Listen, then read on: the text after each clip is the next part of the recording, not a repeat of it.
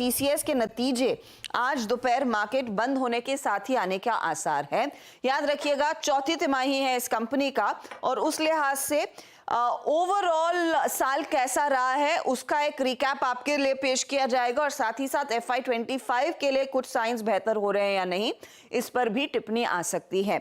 लेकिन Q4 में dollar revenue हल्की सी बढ़त का अनुमान है 1.6%। आपको याद होगा Q1 Q2 फ्लैट था, Q3 में बहुत मामूली सी बढ़त थी, 0% एक्सपेक्ट करा था मार्केट और 1% की ग्रोथ आई थी।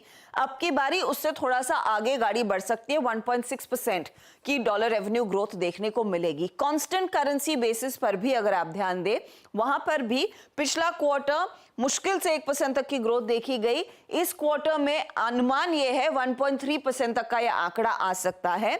वैसे मार्केट में एक रेंज की बात हो रही है, 1 से 1.8%, उसके बीचों बीच कुछ भी नंबर आ जाए वो पॉजिटिव माना जाएगा।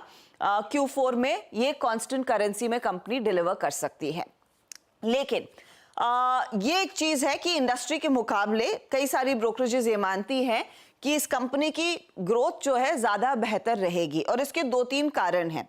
मुझे याद है थर्ड क्वार्टर में मैनेजमेंट ने स्पेसिफिकली कहा था कि BSNL की डील हमने वो थी थर्ड क्वार्टर में देखी है, उसका कुछ फायदा Q4 में भी दिखाई देगा, उससे कुछ पिकअप देखने को मिल सकता है। यही नहीं, BFSI सेगमेंट में मैनेजमेंट कमेंट्री ने साफ कहा था कि ग्रीन शूट्स देखने को मिल रहे हैं, तो उससे और अगर सुधार आ गया और वाकई में वो नंबर्स या फिर कुछ डील्स में दिखाई दिया तो BFSI सेगमेंट ज्यादा बेहतर इनके लिए कर देगा और साइजेबल बिजनेस है BFSI की तरफ से। अवीवा की डील साइन हुई थी तो वहां से भी एक फॉलो थ्रू आता हुआ दिखाई देगा। लेकिन मार्जिन्स में पिछले क्वार्टर में एक सरप्राइज था, मार्जिन बढ़कर 25% पर आए और तब ये भरोसा बन रहा था कि शायद ये साल हम 25% के आसपास के मार्जिन्स क्लोज होते देखेंगे। हालांकि कंपनी ने एक वेज हाइक किया है तो उसका थोड़ा सा ड्रैग डाउन देखने को मिल सकता है इस समय मार्जिन्स में, वो आप जहन में रखिएगा। साथ ही साथ प्रॉफिटेबिलिटी के लिहाज से अगर आप देखें तो एडजस्टेड बेसिस पर 3% तक की बढ़त का अनुमान यहां पर जताया जा रहा है।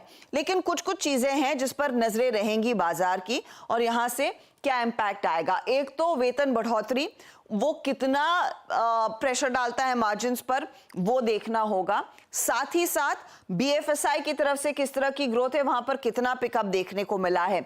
अवीवा की डील के चलते कितनी और मजबूती ओवरऑल टोटल कॉन्ट्रैक्ट वैल्यू में देखने को मिली है, उसका एक रिफ्लेक्शन मार्केट क्लोजली वॉच करना चाहेगा।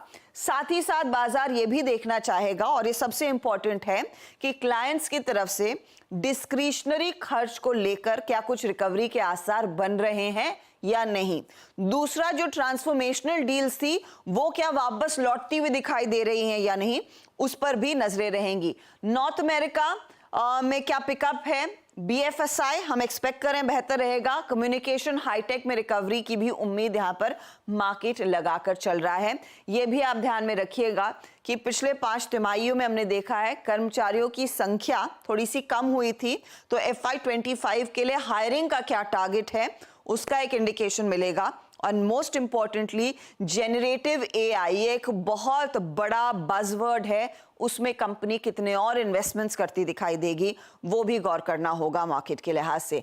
आज स्टॉक 4000 पर इस समय ट्रेड कर रहा है, खुला कमजोर और उसके बाद रिकवरी देखने को मिली है। नंबर्स का इंतजार ऑफ कोर्स रहेगा। 4002 पर ये कर रहा है काउंटर कारोबार। चलिए लेंगे इसी के साथ एक ब्रेक, लेकिन आप बने रहिए CNBC आवाज पर, आगे आपके लिए लेकर आएंगे कमोडिटी मार्केट का पूरा एक्शन।